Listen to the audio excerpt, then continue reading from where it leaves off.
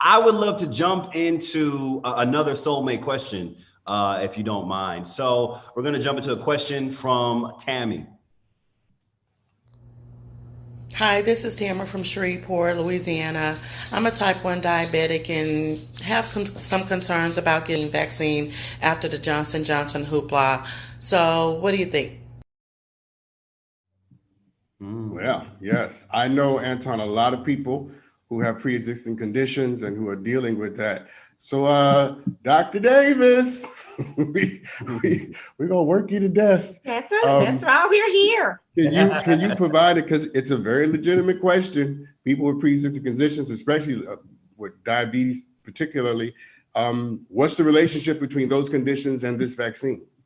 It's a very, very important question, because we know, especially in the minority community, we are burdened with the higher prevalence of a lot of pre-existing conditions like type 1 diabetes, hypertension, obesity, and others. The clinical trials that Dr. Frieda talked about included individuals with many of these pre-existing conditions, but more importantly, the 200 million individuals who have received the vaccine already represent our community members with all of these conditions. And so what we have not found is that there is any significant increased risk of adverse events in those with pre-existing conditions. And more importantly, individuals with pre-existing conditions, especially diabetes, are at higher risk for poorer outcomes if you get COVID. Diabetes is one of the conditions that has been associated with a higher risk of death with COVID-19. So those with pre-existing conditions, we strongly encourage to get the vaccine and be first in line because of what we know about COVID and the impact that it's having on our community members with those conditions. And there is no data to suggest that there is increased risk of any adverse outcomes with those conditions. You know, Anton, real quick before we throw to the next video, Karyne Jones, let me ask you a question, because I know that you work with the National Caucus and Center on Black Aging, and I know you work with a population who have a lot of pre-existing conditions. You've had to talk them through this, walk them through it. When you've had to do that, what did you say to our elders, to the elders of our village, that made them more comfortable with what we feel, or some of us feel anyway, was in their best interest to do? Well, first of all, let me tell you that I was also someone who was hesitant. This time last year, if you told me that I had already gotten my vaccination and I have been vaccinated, I was very hesitant, because I too grew up in the African-American community. I understand the hesitancy. I understand our history. So it was very important to me, because we knew, and everybody knows early on, it was impacting our community greater than any other. You know, it is true, when America gets a cold, African-American community gets pneumonia. And that was truly the case that happened with COVID. So one of the things I have to do, and my responsibility, is to educate myself. And I knew once I educated myself, my responsibility then was to make sure that our seniors had as much information as possible so that they would feel comfortable and know. We weren't telling people to get the vaccine. We were giving them the information and empowering them to make that decision. So I joined a coalition, convened with some others, national organizations. We have now the COVID-19 Vaccine Education and Equity Project, where we made sure we followed, understood what the vaccine was. We followed the regulatory process, the approval process, to make sure that the gold standard in terms of approval. Ms. Jones, I'm sorry to cut you off, but let me just say this, because I want to make sure that we emphasize this. What I'm hearing you say, and then Anton, we're going to go through this video, you can tee it up. What I'm hearing you say is a part of the great work that you were able to do with the folks, the elders that you work with, was to engage them in conversation, give them information. And I think that is the secret sauce. And so, you know, for everybody watching tonight, you know, that is how you do it. The more information you have from credible sources, the better decision you can make. Anton, let's tee up this next video. Absolutely, absolutely. So this next soulmate question comes from Miss Keisha, Florida. Hi, So my 83-year-old father received the first dose of the Pfizer vaccine. A week later, he contracted COVID. He was hospitalized and in rehab and everything. He's actually doing really well. However, what I'm trying to figure out is, at this point, do I have him take the second shot, even though it's not within the 3-week, scheduled time period, or do I have him start the whole cycle again and take the first shot and the second shot? I could use some help here. Thanks. You see my face? Okay, well that's a little interesting. So, Dr. Davis, we're coming back to you, and I'm coming back to you because I think it's important that we get information from doctors about this vaccine first and foremost, and then Dr. Frieda, you as well. Dr. Davis, could you tackle that question? And Anton, I think you have a question after that. Yeah, this is a really important question for us to be able to answer, because number one, she stated that her father contracted COVID after getting the first dose. So the first thing to remind everybody is, if it's a 2-dose vaccine, you got to get both doses to get up to that 94 to 95% efficacy. You've got to get both doses. So absolutely, you can get COVID after having that one dose. But the question is, should you get vaccinated after you have COVID? The answer is resoundingly yes, because we do not know that once you get COVID, how long you'll have that natural immunity, those antibodies. It looks like it may last up to 90 days, but we're still in that process of studying it. So you should get the vaccine. You don't have to start the series over. But you should get the vaccine. One caveat is that if her father had received special treatments while in the hospital, like convalescent plasma or monoclonal antibodies, which are 2 treatments used to minimize the negative impact of COVID and improve outcomes, then it's recommended that he wait at least 90 days from those treatments to get that second dose. But absolutely, he should get the second dose of the vaccine series, even though it's outside of the recommended window. And I'd love to hear from Dr. Frieda, because I know she's probably getting this question just about every day, as because we have so many community members who are getting vaccinated, and after that first dose, not following those public health guidelines and getting COVID. So absolutely, I think 2 really important points, and thank you, Dr. Davis, for underscoring these things. First of all is, you are not really fully vaccinated until about 2 weeks after your second dose, if you are in a 2-dose regimen, 2 weeks after your 1 dose, if you're in a 1-dose regimen. So if you do 1 dose, 2 weeks after that. If you do 2 doses, 2 weeks after your second dose.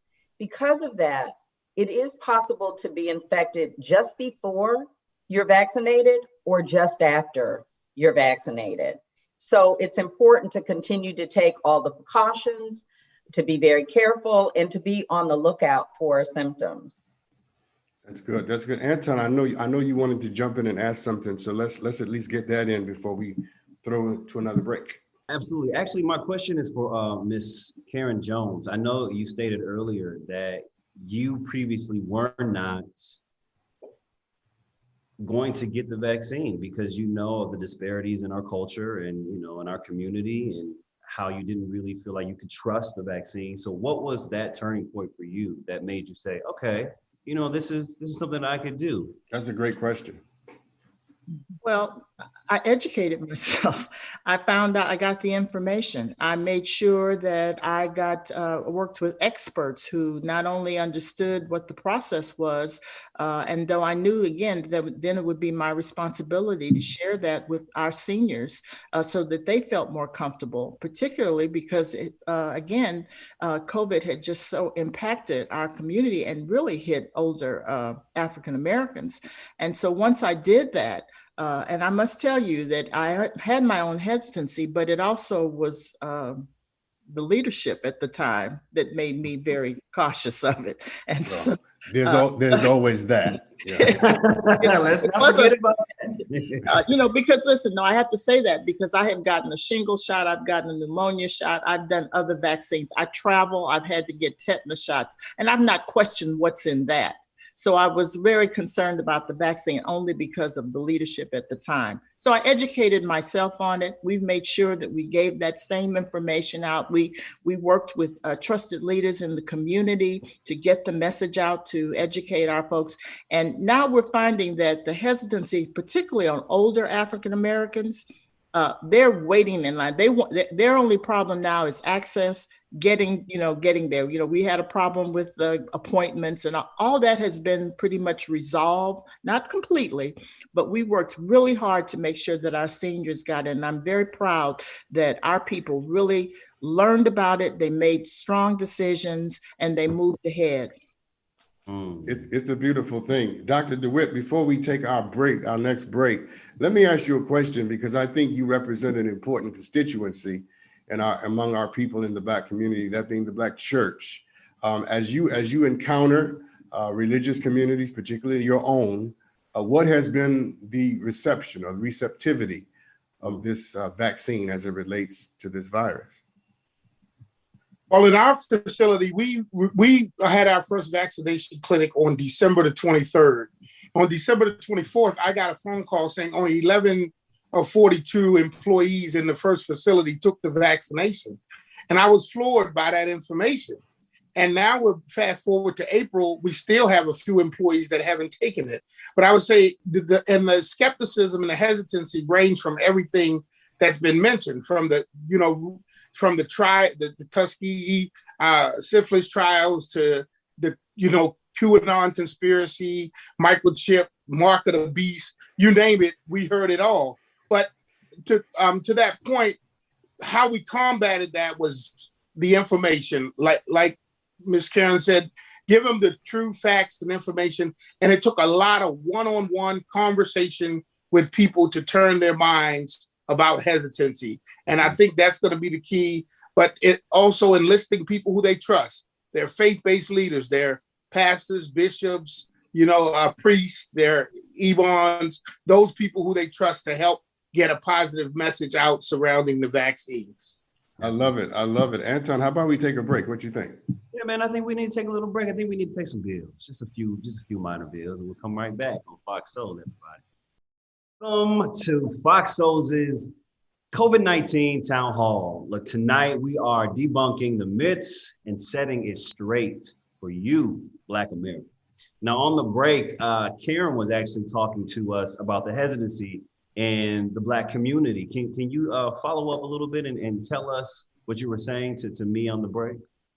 Well, again, early on, we knew that people were going to be hesitant, and we know the history, and we acknowledge that. We didn't try to overcome it. But what we did is we really tried to give people as much information as possible.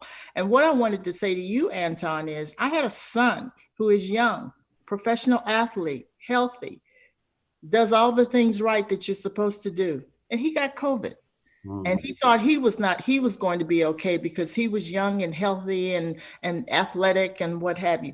And it hit him. And so fortunately it didn't, he didn't have to be hospitalized, but I know he doesn't ever want to get it again. And as soon as his 90 days is up, guess who's going to be in line getting that vaccine? He never wants to feel like that again. I don't want that to happen to you or any other young people who assume that they're healthy and they don't need it. It is something that we do not only for ourselves, but for our families, to protect them and to protect our communities. And that's crucial and important in the African-American community. You talking to me just now, it gave me the sense of like a motherly talk. Yeah, I got that that mother spirit came over me. That mom spirit hit me hard in my soul. I was like, okay, all right, mom. Shoot, I might just have to. Yeah, well, listen to your mother. Listen to your in the immortal words of my mother, I know that's right. Dr. Davis, let me ask you a question.